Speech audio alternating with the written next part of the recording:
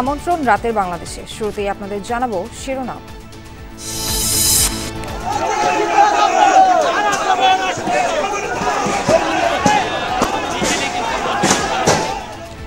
জাতীয় পার্টির কেন্দ্রীয় কার্যালয়ে ফের ভাঙচুর, আগুন। পরিস্থিতি নিয়ন্ত্রণে কঠোর অবস্থানে পুলিশ, জড়িতদের আইনের আওতায় আনার দাবি। যারা অফিসে আগুন দেওয়ার কর্মসূচি দেয়, যারা অফিস ঘুরিয়ে দেওয়ার কর্মসূচি দেয়, তারা কোনো রাজনৈতিক সংগঠন হতে পারে না, তারা সন্ত্রাসী সংগঠন।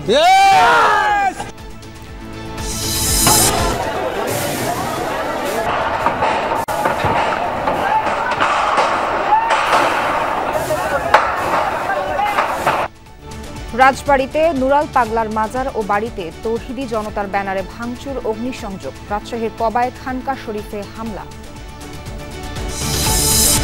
জুলাই সনদ চূড়ান্তের পর কার্যকরে গুরুত্ব দিচ্ছে ঐকমত্য কমিশন। রাজনৈতিক দলগুলোর সদিচ্ছার উপরই নির্ভর করবে বাস্তবায়ন, বলছেন বিশেষজ্ঞরা। নির্বাহী বিভাগ যাতে অতি ক্ষমতাশালী হয়ে না উঠতে পারে সেই জিনিসপত্রগুলো নিশ্চিত করার চেষ্টা করবে। তার মানে হচ্ছে এই জিনিসপত্রগুলো কিন্তু আমাদের সেই ঐকমত্যের জায়গায় পৌঁছেই। বাস্তবায়ন তখনই হবে যখন সংসদে একটা শক্তিশালী বিরোধী পক্ষ থাকবে। পুলিশ ও প্রশাসনে অস্থিরতা, শান্তিপূর্ণ নির্বাচন আয়োজনে বড় বাধা, মত বিশেষজ্ঞদের। মোকাবেলা করতে হবে ডিসি এসপিদের নিয়োগ চ্যালেঞ্জ। সরকার যদি উপযুক্ত লোক বাছাই না করতে পারে, বিভিন্ন রাজনৈতিক দলের চাপ সামলাইতে না পারে, এটা তো তাদের সামলানোর কথা। জুমার নামাজের পর ঢাকা বিশ্ববিদ্যালয়ে প্রার্থীদের জমজমাট প্রচার প্রচারণা। আচরণবিধির কড়াকড়িতে জাকসুতে নেই ভোটের আমেজ।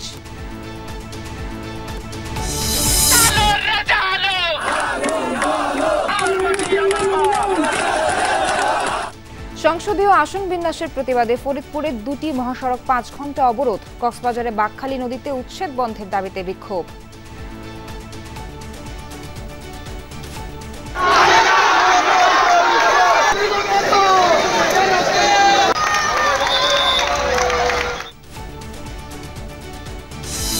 সামাজিক মাধ্যমে হুমকি বার্তা, ভারতে আত্মঘাতী বোমা হামলা ও বিস্ফোরক আতঙ্ক। মুম্বাইয়ে রেড অ্যালার্ট জারি।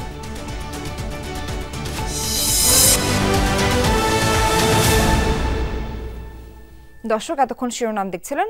এছাড়া পুরো খবর জানাতে আপনাদের সঙ্গে আছি নাবিলা সোহার। রাজধানীর কাকরাইলে জাতীয় পার্টির কেন্দ্রীয় কার্যালয়ে আবারও হামলা হয়েছে। ভাঙচুরের পর আগুন দিয়েছে হামলাকারীরা। কার্যালয়ের 5 তলা ভবনের নিচের 2টি তলার অনেকাংশ পুড়ে গেছে। শুক্রবার সন্ধ্যায় গণ অধিকার পরিষদের নেতাকর্মীরা একটি মিছিল থেকে এই হামলা চালিয়েছে বলে অভিযোগ জাপানি তাদের। ঈদে মিলাদুন্নবী উদযাপনের পরিকল্পনা নিয়ে কেন্দ্রীয় কার্যালয়ে বৈঠক করছিলেন জাতীয় পার্টির নেতাকর্মীরা। তাদের অভিযোগ, হঠাৎই একটি মিছিল থেকে হামলা ও ভাঙচুর শুরু করে একদল লোক। শুক্রবার সন্ধ্যায় গণ অধিকার পরিষদের মিছিল থেকে হামলা চালানো হয় বলে অভিযোগ করেছেন পার্টির নেতাকর্মীরা। এক পর্যায়ে আগুন ধরিয়ে দেওয়া হয় অফিসে। সরকারের দায়িত্ব হলো মবের বিরুদ্ধে অবস্থান গ্রহণ করা, কিন্তু যে রকম ব্যবস্থা নেওয়া দরকার আমরা আজকে সেই রকম ব্যবস্থা দেখছি না। আমরা এটারও তীব্র নিন্দা এবং প্রতিবাদ জানাচ্ছি। এই পার্টি কোনো অন্যায়, চাঁদাবাজি, দখল, ভূমিদস্যুতা কোনো কিছু জড়িত নাই। আমরা কারো অফিসে হামলা করি না। আমরা আমাদের অফিসে বসে থাকবো, এটা আমাদের রাজনৈতিক অধিকার, সাংবিধানিক অধিকার। সেই অধিকারকে তারা বারবার ক্ষুণ্ণ করতেছে মব সৃষ্টির মাধ্যমে। এটার প্রশাসনের কাছে আমরা বিচার চাই। হামলার কিছুক্ষণের মধ্যেই ঘটনাস্থলে হাজির হয় পুলিশ। শুরু হয় ধাওয়া পাল্টা ধাওয়া। পরিস্থিতি নিয়ন্ত্রণে জলকামান ও সাউন্ড গ্রেনেড ব্যবহার করে আইনশৃঙ্খলা রক্ষা বাহিনী। দ্বিমুখী এই সংঘর্ষ ছড়িয়ে পড়ে কাকরাইল ও এর আশপাশের এলাকায়। শেষতক রাত 8টা নাগাদ হামলাকারীদের পিছু হটিয়ে এলাকার নিয়ন্ত্রণ নেয় পুলিশ। হামলা ও সংঘর্ষের বিষয়ে কথা বলতে রাজি হননি রমনা থানার দায়িত্বরত কোনো কর্মকর্তা। ঘটনাস্থল পরিদর্শনে আসেন জাপা মহাসচিব। গণ অধিকার পরিষদকে নিষিদ্ধ করে 24 ঘন্টার মধ্যে হামলায় জড়িতদের আইনের আওতায় আনার দাবি জানান তিনি। রাষ্ট্রকে দায়িত্ব নিতে হবে, সরকারকে দায়িত্ব নিতে হবে। যারা মব সৃষ্টি করবে তাদের বিরুদ্ধে কোনো জুডিশিয়াল এনকোয়ারি হচ্ছে না। যারা মব করছে তাদের বিরুদ্ধে মামলাও নিচ্ছে না, তাদেরকে অ্যারেস্ট করা হচ্ছে না। অ্যারেস্টের হুমকি দেওয়া হচ্ছে যারা মবের ভিকটিম হচ্ছে। এভাবে রাষ্ট্র চলতে পারে না, এভাবে সরকার চলতে পারে না। সরকারের দায় এড়াতে পারবে না, গণ অধিকার পরিষদের দায় এড়াতে পারবে না। আমরা গণ অধিকার পরিষদের এই ধরনের সন্ত্রাসী কার্যকলাপের জন্য সন্ত্রাস বিরোধী আইনে তাদেরকে ব্যান করার দাবি জানাচ্ছি সরকারের কাছে। সংঘর্ষের পর থেকেই থমথমে পরিবেশ। অপ্রীতিকর পরিস্থিতি এড়াতে অতিরিক্ত পুলিশ সদস্য মোতায়েন রয়েছে। রেদওয়ান আহমেদ, যমুনা নিউজ, ঢাকা। রাজবাড়ীর গোয়ালন্দে নুরাল পাগলার মাজারে হামলা ও আগুন দেওয়ার ঘটনা ঘটেছে।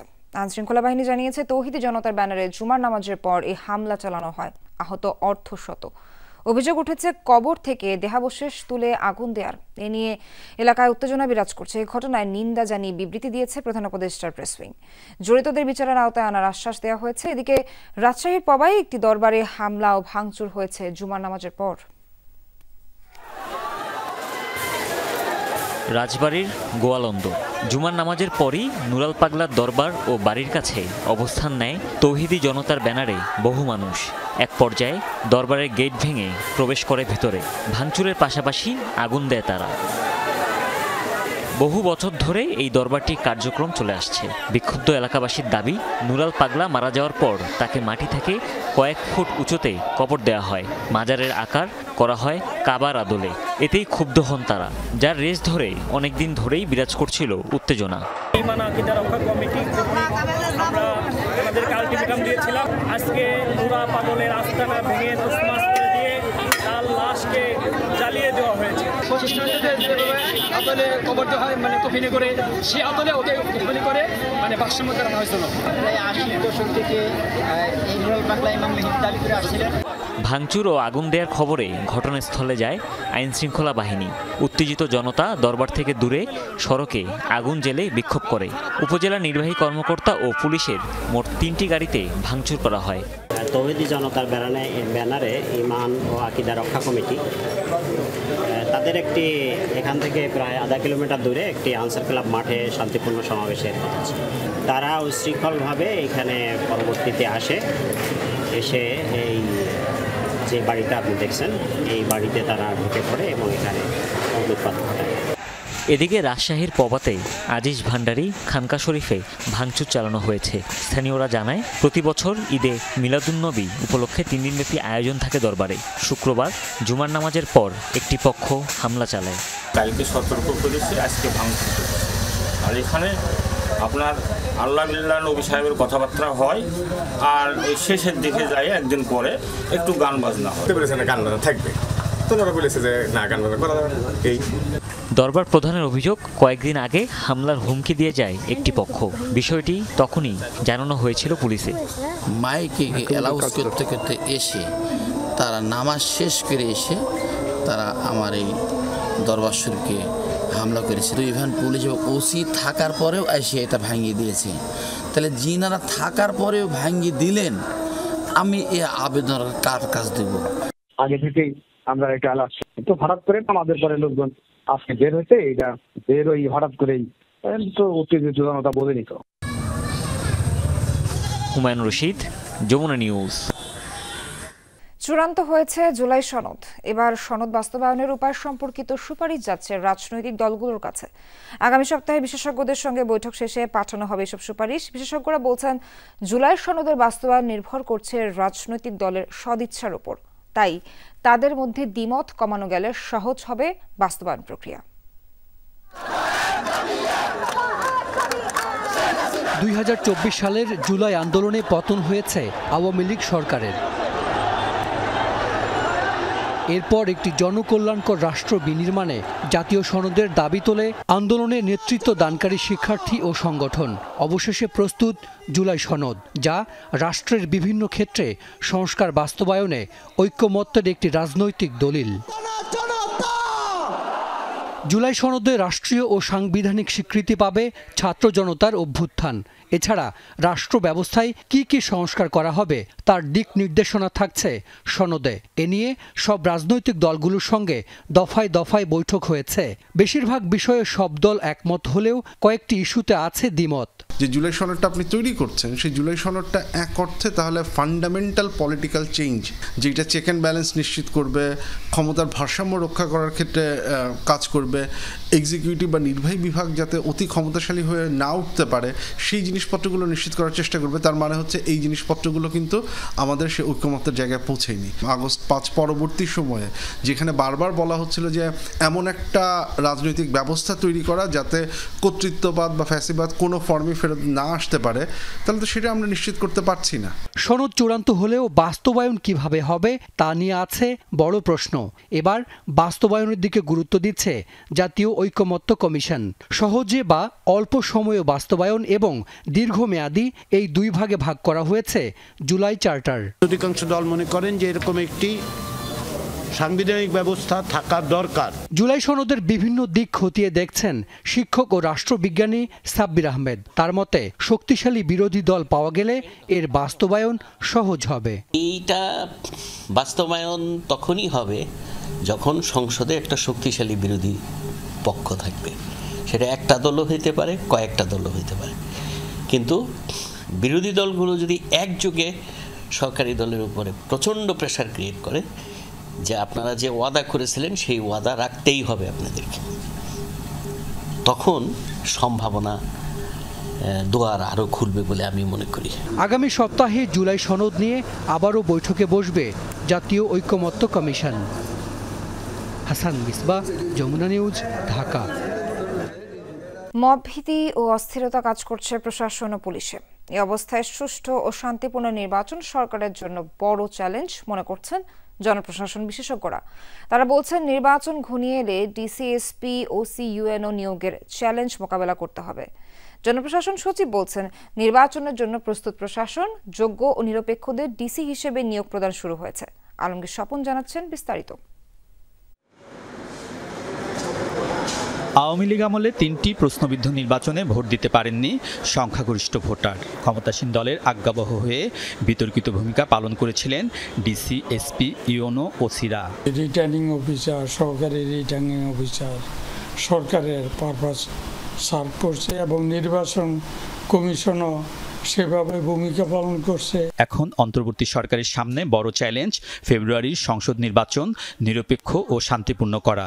জনপ্রশাসন সংক্রান্ত উপদেষ্টা কমিটি রিটার্নিং ও সহকারী রিটার্নিং অফিসারের দায়িত্ব পালনে ডিসি ও ইউএনওদের নিয়োগের জন্য বিবেচনা করছে যোগ্যতা ও নিরপেক্ষতা।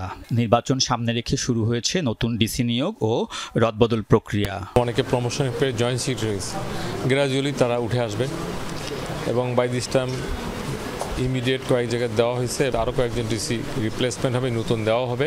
ইলেকশনের আগে মোটামুটি একটা পর্যায়ে আমরা ডিসি প্রায় যেখানে যেখানে দরকার রিপ্লেস করে দেব। নির্বাচনকালীন এসপি, ওসি পদায়নে লটারির ঘোষণা দিয়েছে স্বরাষ্ট্র মন্ত্রণালয়। ডিসি, ইউএনওদের ক্ষেত্রে এ পথে হাঁটছে না জনপ্রশাসন মন্ত্রণালয়। লটারিতে বড় ধরনের সংকট দেখছেন জনপ্রশাসন বিশেষজ্ঞ ফিরোজ মিয়া। লটারির মাধ্যমে করা টাইমে নাকি কিন্তু সরকারের দুর্বলতা প্রকাশ পায়, কারণ সরকার যদি উপযুক্ত লোক বাছাই না করতে পারে, বিভিন্ন রাজনৈতিক দলের চাপ সামলাইতে না পারে, এটা তো তাদের সামলানোর কথা।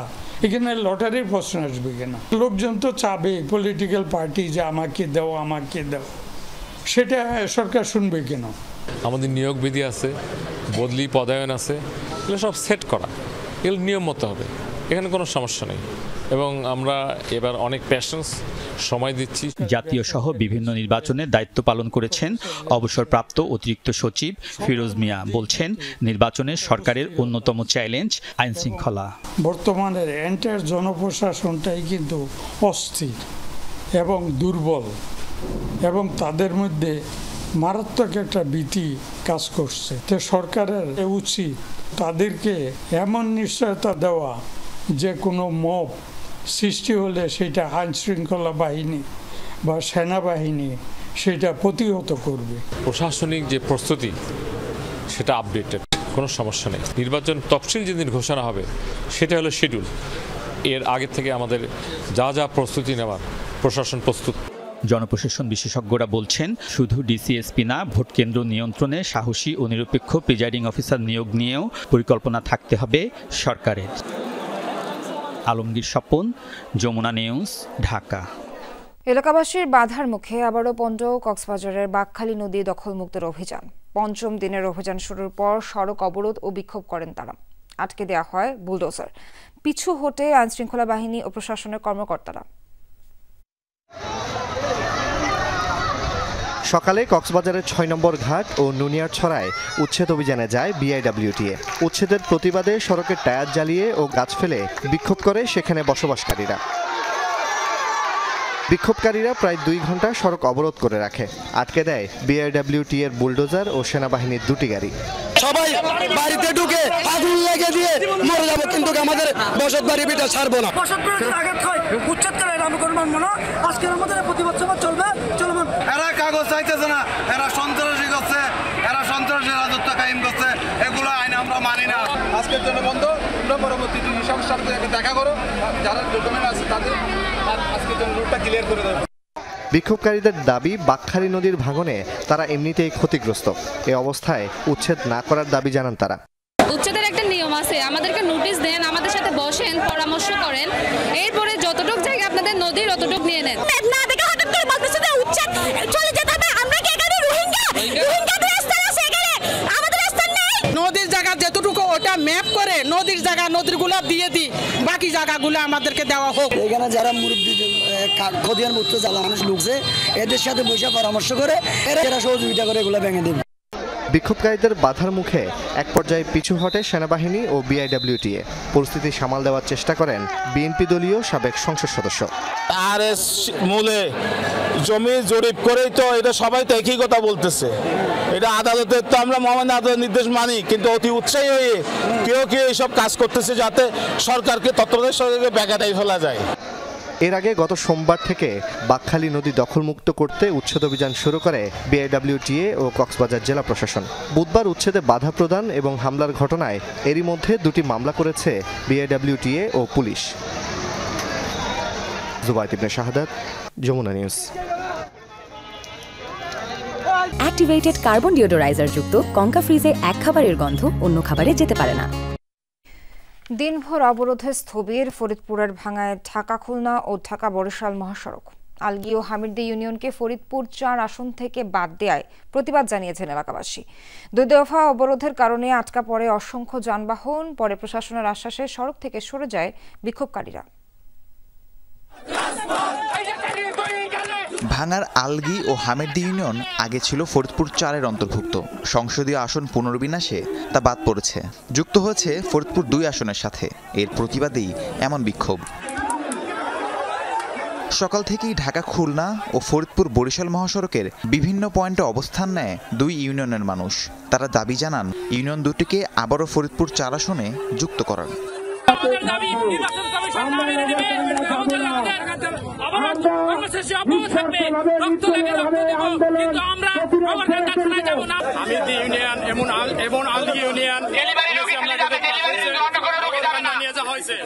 আমাদের এক বিন্দু রক্ত থাকাকালীনই আমরা নগরকান্দা যাব না। এই 2টা ইউনিয়নকে ষড়যন্ত্রকারীরা এবং বিভিন্ন চক্রান্তকারীরা তারা ক্ষমতায় জেতার জন্য এই কামটা করেছে। প্রশাসনের আশ্বাসে দুপুরে পরিস্থিতি স্বাভাবিক হয়, তবে বিকেলে আবারও বিক্ষোভে নামেন এলাকাবাসী। অবরোধ করা হয় মহাসড়ক। যতক্ষণ পর্যন্ত নির্বাচন কমিশন আমাদেরকে আশ্বস্ত না করবে, যেটা প্রত্যাহারের ফাইনাল চূড়ান্ত আমাদেরকে আশ্বস্ত না করবে, ততক্ষণ পর্যন্ত ভাঙ্গা আমরা প্রাথমিক কর্মসূচি দিয়েছি এবং এর পরবর্তীতে দক্ষিণবঙ্গ পুরো অচল করে দেওয়া হবে, ভাঙ্গা ব্লকেট করে দেওয়া হবে। যদি প্রশাসনিক কাজকর্ম যেহেতু বিভক্তি করছে, আমরা যদি নগরকান্দা অথবা সারদা যেতে চাই, সেক্ষেত্রে আমাদের প্রতিদিন 70 থেকে 80 টাকা এক একজন দিনমজুরি ক্ষতি হবে। যতক্ষণ পর্যন্ত ওইসিডি আমাদেরকে পুনরায় ঘোষণা না দিবে, ততক্ষণ পর্যন্ত আমরা এই রাজপথে দাঁড়িয়ে থাকবো। দিনভর অবরোধের কারণে মহাসড়কে দেখা দেয় স্থবিরতা, আটকা পড়ে অসংখ্য যানবাহন। চরম দুর্ভোগে পড়েন যাত্রী ও চালকরা। রাহিম সারোয়ার, যমুনা নিউজ। ঝটিকা মিছিল সহ নাশকতার পরিকল্পনায় জড়িত অভিযোগে কার্যক্রম নিষিদ্ধ আওয়ামী লীগের সাবেক সংসদ সদস্য সহ 8 নেতাকর্মীকে গ্রেপ্তার করেছে ডিএমপি। বৃহস্পতিবার রাজধানীর বিভিন্ন এলাকায় অভিযান চালিয়ে তাদের গ্রেফতার করা হয় বলে সংবাদ বিজ্ঞপ্তিতে জানানো হয়েছে। ডিএমপি জানায়, গ্রেফতার নীলফামারী 3 আসনের সাবেক সংসদ সদস্য সাদ্দাম হোসেন আওয়ামী লীগের ঝটিকা মিছিলের পাশাপাশি নাশকতার পরিকল্পনা ও অর্থের যোগান দিতেন। গোপন তথ্য পেয়ে বৃহস্পতিবার রাতে মোহাম্মদপুর, সবুজবাগ, পান্থপথ, নয়াবাজার, প্রেস ক্লাব, মালিবাগ, চৌধুরীপাড়া ও কাকরাইল এলাকা থেকে আসামিদের গ্রেফতার করা হয়। সবার বিরুদ্ধে সুনির্দিষ্ট অভিযোগে বিভিন্ন থানায় মামলা রয়েছে। তারা সংঘবদ্ধ হয়ে দেশকে অস্থিতিশীল করার ষড়যন্ত্রে লিপ্ত। এদিকে শুক্রবার দুপুরেও রাজধানীর তেজগাঁও এলাকায় কার্যক্রম নিষিদ্ধ আওয়ামী লীগের ব্যানারে ঝটিকা মিছিল হয়।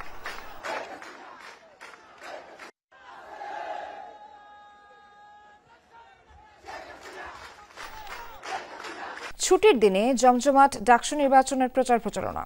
বিভিন্ন হলের মসজিদে জুমার নামাজ আদায় শেষে জনসংযোগ করেন প্রার্থীরা। এর আগে বৈষম্য বিরোধী শিক্ষার্থী সংসদের জিএস প্রার্থী আবু বাকের মজুমদারকে সমর্থন জানিয়ে ভোটের মাঠ থেকে সরে দাঁড়িয়েছেন সমন্বিত শিক্ষার্থী সংসদের জিএস প্রার্থী মাহিন সরকার। এতে নির্বাচনী লড়াইয়ে চলছে নতুন সমীকরণ। শুক্রবার সকালে ছুটির আমেজ। বেলা 11টার আগে প্রার্থী কিংবা ভোটার খুব একটা দেখা নেই কারো। 2-1 জনকে দেখা মেলে ডাকসু ভবনের সামনে করেন জনসংযোগ। কত নিয়ম ভঙ্গের একদম আপনার বলবো ছড়াছড়ি। কারোর জন্য একদিন বাড়িয়ে দেওয়া হয়, কেউ ফেস্টুন টানা সেটা তুলতে পারে না, একদিন সময় লাগে। প্রশাসন চেপে ধরছে, টুটি চেপে ধরছে যারা স্বতন্ত্র প্রার্থী তাদেরকেই প্রশাসন তাদেরকে শোকজ করছে, কিন্তু যাদের রাজনৈতিক ব্যাকআপ আছে বা মাদার পার্টি আছে তাদের ব্যাপারে প্রশাসন চুপ থাকছে। কিছুক্ষণ পরেই জরুরি সংবাদ সম্মেলনের ডাক বৈষম্য বিরোধী শিক্ষার্থী সংসদ ও সমন্বিত শিক্ষার্থী সংসদের 2 জিএস প্রার্থীর। গুঞ্জন, তবে কি ভোটের মাঠে নতুন সমীকরণ? আবু বাকের মজুমদারের বিজয়ী মাহিন সরকারের বিজয় বলে সূচিত হবে ইনশাআল্লাহ। দুজনেই জানান, অভ্যুত্থানের সম্মুখ সারিতে যারা ছিলেন তাদের বিজয়ী হওয়াটা খুবই দরকার। তারাই ভালো বুঝবেন শিক্ষার্থীদের ভালো মন্দ। আমার কোনো পূর্ব পরিকল্পনা ছিল না যে আমি কোনো প্যানেলকে ভেঙে এখানে চলে আসব। জাতীয় নাগরিক পার্টি তার জায়গা থেকে বিমাতা সুলভ আচরণ করেছে। সবাই আমাদেরকে নানাভাবে সাজেস্ট করেছিলেন যে আমরা যাতে একত্রে মুভ করি, যে কোনো ফরম্যাটে হোক। মাহিন ভাই সেই জায়গায় সহযোগিতা করেছেন, তিনি তার বড় মনের পরিচয় দিয়েছেন। জুমার নামাজের পরে জমে ওঠে গণসংযোগের মাঠ। ছাত্রদল মনোনীত ভিপি প্রার্থী নামাজ আদায় করেন মুহসিন হলে। তুলে ধরেন তার প্যানেলের ভাবনা। বাংলাদেশব্যাপী একটা গুজব ছড়ানো হচ্ছে, যে অপচেষ্টা চালানো হচ্ছে, সেটা নিয়ে নির্বাচন কমিশনের উচিত গোটা জাতিকে সতর্ক করা। শিবির মনোনীত ভিপি পদপ্রার্থী আবু সাদিক কায়েম নামাজ আদায়ে যান সূর্য সেন হলে। এছাড়াও বাক্সাস মনোনীত ভিপি প্রার্থীও সূর্য সেন হলে গণসংযোগ করেন। বিভিন্ন হলে স্বতন্ত্র প্রার্থীরাও ভোট চান। ছিল আচরণবিধি লঙ্ঘনের পাল্টাপাল্টি অভিযোগ। আমাদের যে বিশ্ববিদ্যালয়ের নিয়োগ প্রক্রিয়া সেটাকে ট্রান্সপারেন্ট করা। এখানে নিয়োগ হবে বিশ্ববিদ্যালয়ে মেরিটোক্রেসির ভিত্তিতে, কোনো দলীয় বিবেচনায় অথবা দলীয় পরিচয়ের মাধ্যমে এখানে নিয়োগ হবে না। আপনি আমার ভাগ্য নির্বাচন করুন, যেন কেউ আপনার এই যে নির্লিপ্ততা, নির্বিকার মনোভাবকে কাজে লাগিয়ে আপনার ভাগ্যকে নিয়ে সিনিমিনি খেলা না করতে পারে। ডাকসু নির্বাচন কমিশন বলছেন, আচরণবিধি লঙ্ঘন এবং সাইবার বুলিং এর ব্যাপারে ছাড় দেয়া হচ্ছে না। ভোটারদের ভুল এড়াতে মক ভোটিং এর কথাও জানায় কমিশন। আগামী রবিবার 12টায় ভোটদান কিভাবে হবে সেই বিষয়ে জ্ঞান দিবেন, নলেজ দিবেন, যাতে তারা বুথে গিয়ে অথবা কেন্দ্রে গিয়ে লাইনে গিয়ে নির্বিঘ্নে ভোট দিয়ে আসতে পারে। কমপক্ষে 40,000 ভোটারের এই নির্বাচনে সবার প্রত্যাশা কোনো গোলযোগ কিংবা বিশৃঙ্খলা ছাড়াই হবে বহুল প্রতীক্ষিত ডাকসু নির্বাচন। গুঞ্জন আছে, আগামী 2-1 দিনের মধ্যে অনেক প্রার্থী হয়তো অন্য প্রার্থীকে সমর্থন জানিয়ে ভোটের মাঠ থেকে সরে দাঁড়াতে পারেন। তাতে তৈরি হবে নতুন সমীকরণ। সেই সমীকরণের মেলবন্ধনে শেষ পর্যন্ত 9 সেপ্টেম্বরের ভোটে কে বিজয়ী হন সেটি এখন দেখার বিষয়। আল আমিন হক, যমুনা নিউজ, ঢাকা। একেবারে উল্টো চিত্র জাকসুতে। ভোটের মাত্র 5 দিন বাকি, অথচ ক্যাম্পাসে নেই উৎসবের আমেজ। সাপ্তাহিক ছুটির দিন হওয়ায় সকাল থেকে প্রচার ছিল আরও ঢিলেঢালা। প্রার্থীদের অভিযোগ, আচরণবিধির কড়াকড়িতে ম্লান জাকসুর প্রচার। ছুটির দিনে ঢিলেঢালা প্রচার জাহাঙ্গীরনগর বিশ্ববিদ্যালয় কেন্দ্রীয় শিক্ষার্থী সংসদ জাকসু প্রার্থীদের। নির্বাচনের দিন 5 বাকি, অথচ ক্যাম্পাসে নেই ভোট উৎসবের আমেজ। নির্বাচনী আচরণবিধিতে সভা সমাবেশ ও মিছিল নিষিদ্ধ। কমিশনের অনুমতি ছাড়া সর্বোচ্চ 25 জনের বেশি একসঙ্গে জমায়েত হওয়া যাবে না। প্রার্থীরা বলছেন এরই প্রভাব পড়ছে প্রচার প্রচারণায়। 33 বছর পর একটা নির্বাচন অনুষ্ঠিত হতে যাচ্ছে, যে পরিমাণ একটা আমেজ দরকার, আমেজের সৃষ্টি হয়েছে, কিন্তু আসলে কাঙ্ক্ষিত মানের আমেজটা এখনো সৃষ্টি হয় না। তার কারণ হিসেবে আমরা বলতে পারি যে আসলে নির্বাচনী বিধি নিষেধের কারণে এটা হচ্ছে। আমরা সকল প্যানেল একসাথে মুভ করলেও আমাদের যদি কিছু কাছের ভাই জুনিয়র বা ফ্রেন্ড থাকে তাহলে এটি একটি সমস্যার সম্মুখীন হতে হচ্ছে। সভা সমাবেশ না থাকায় কিংবা উপস্থিতি বেশি না হওয়ায়, এই বিধিনিষেধ থাকায় নির্বাচনী যে আমেজ, সেই আমেজটুকু উপভোগ করা যাচ্ছে না। হল ও অনুষদের করিডোরে প্রশাসনের পক্ষ থেকে প্রচারের জন্য পোস্টার সাইনবোর্ড দেওয়া হয়েছে। প্রার্থীদের অভিযোগ, সেখানে লিফলেট ও পোস্টার সাঁটাতে পারেনি অনেক প্রার্থী। প্রতিটা হলে এবং ফ্যাকাল্টিতে একটা করে বোর্ড দিয়েছে।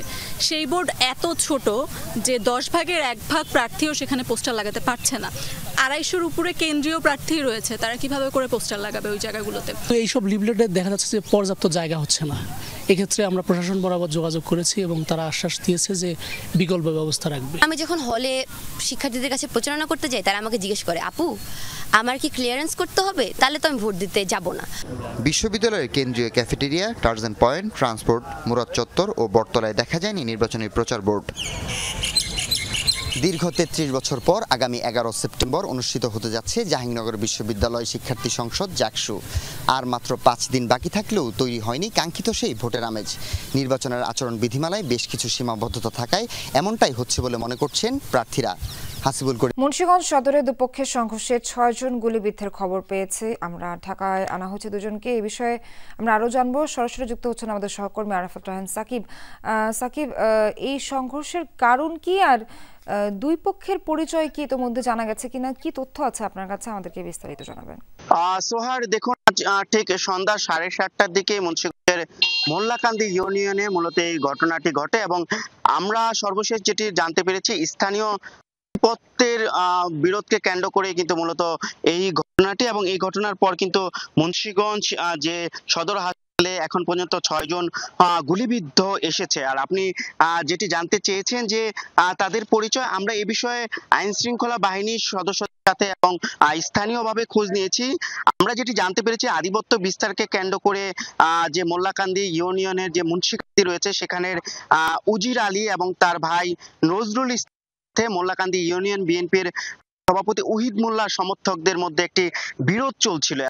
সেই বিরোধকে কেন্দ্র করেই মূলত সন্ধ্যায় আসলে এই সংঘর্ষের ঘটনাটি ঘটে এবং এই ঘটনার পরেই কিন্তু আসলে এলাকায় উত্তেজনা ছড়িয়ে পড়ে এবং সেই সময় কিন্তু আসলে 6 জন গুলিবিদ্ধ হয় এবং এর মধ্যে কিন্তু স্থানীয় মজনু সরকার, শামীম সরকার, জাহাঙ্গীর সরকার, নজরুল সরকার এবং শরীফ মাতবর আসলে গুলিবিদ্ধ হন বলে আমরা জানতে পেরেছি। এবং এই 6 জন গুলিবিদ্ধর মধ্যে কিন্তু 2 জন অর্থাৎ নজরুল এবং শরীফকে উন্নত চিকিৎসার জন্য ঢাকা মেডিকেল কলেজ হাসপাতালে প্রেরণ করা হয়েছে এবং ইতিমধ্যে এলাকায় কিন্তু পুলিশ মোতায়েন রয়েছে বলে আমাদেরকে আইন শৃঙ্খলা বাহিনী জানিয়েছে। তো এই ছিল আমার কাছে সর্বশেষ। সাকিব, আপনাকে অনেক ধন্যবাদ।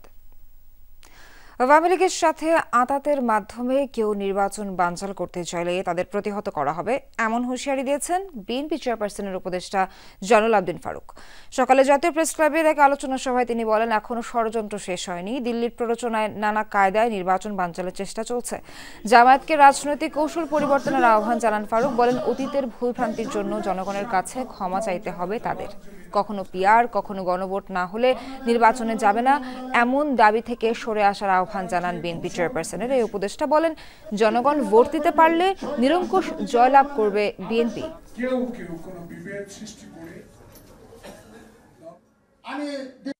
আওয়ামী লীগের আবারও দিল্লির প্ররোচনায় বাংলাদেশের কিছু লোক যদি আবার আওয়ামী লীগের সাথে আঘাত করে এই প্রফেসর ইউনূস সরকারের একটি নির্বাচনকে বানচাল করার চেষ্টা করেন, জনগণ প্রতিহত করবে। রাজনীতিবিদরা চিকিৎসার জন্য বিদেশে যান বলেই দেশের চিকিৎসার উপর মানুষের আস্থা কমেছে, এমনটা মনে করেন জামায়াতের আমির ডক্টর শফিকুর রহমান। রাজধানীর ইব্রাহিমপুরে মণিপুর স্কুল অ্যান্ড কলেজ মাঠে ফ্রি মেডিকেল ক্যাম্পে যোগ দেন জামায়াত আমির।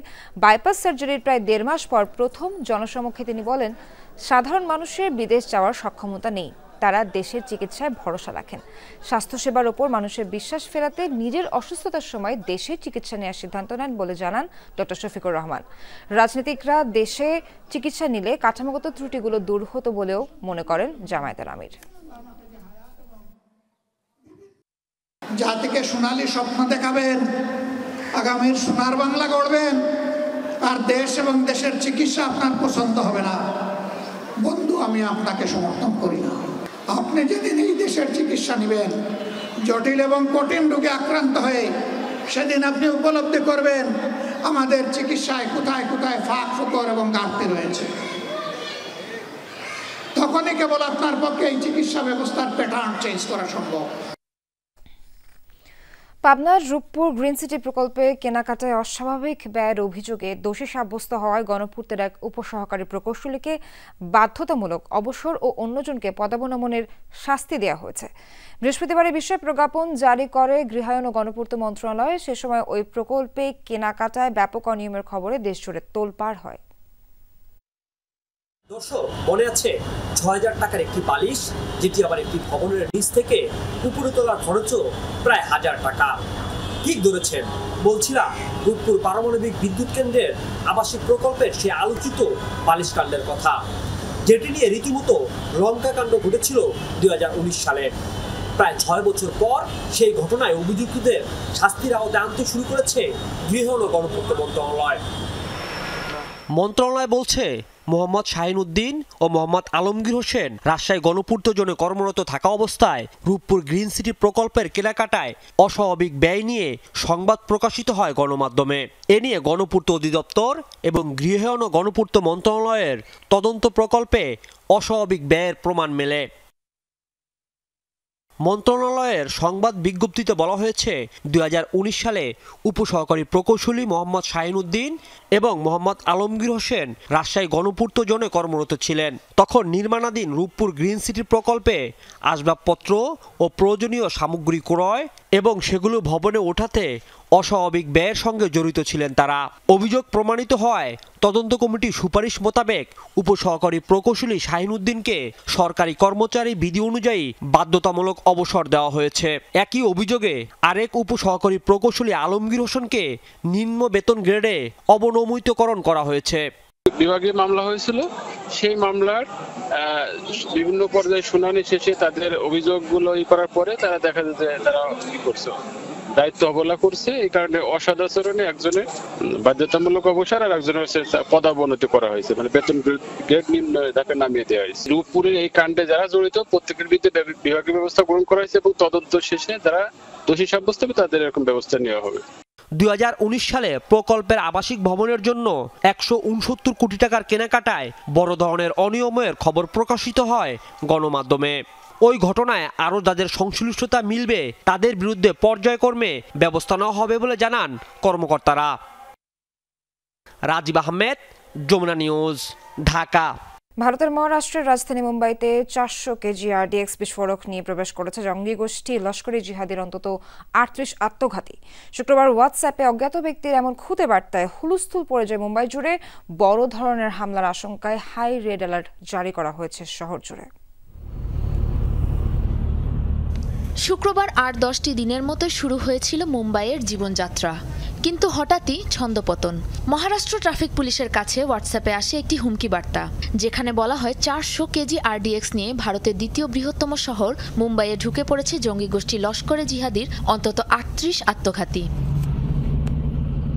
হোয়াটসঅ্যাপ বার্তায় খবর ছড়িয়ে পড়ার পর হুলস্থুল পড়ে গেছে প্রশাসন সহ সব জায়গায়। খবর পৌঁছে যায় রাজধানী দিল্লির কেন্দ্রীয় স্বরাষ্ট্র মন্ত্রণালয়ে। সাথে সাথেই মুম্বাই শহর জুড়ে জারি করা হয় হাই রেড অ্যালার্ট। হুমকি বার্তায় জঙ্গি গোষ্ঠী জানায়, শুধু মুম্বাই নয়, বিস্ফোরণে কেঁপে উঠবে পুরো ভারত। ৪০০ কেজি বিস্ফোরক নিমিষে নিশ্চিহ্ন করে দিতে পারে ১ কোটিরও বেশি মানুষকে। অশুভ আশঙ্কায় তটস্থ আইন শৃঙ্খলা বাহিনী। জনবহুল স্থানগুলোতে জারি বাড়তি সতর্কতা ও গোয়েন্দা নজরদারি। চিরুনি তল্লাশি চালানো হয় রেলওয়ে স্টেশন, বাস স্ট্যান্ড, বিমানবন্দরের মতো গুরুত্বপূর্ণ স্থানগুলোতে।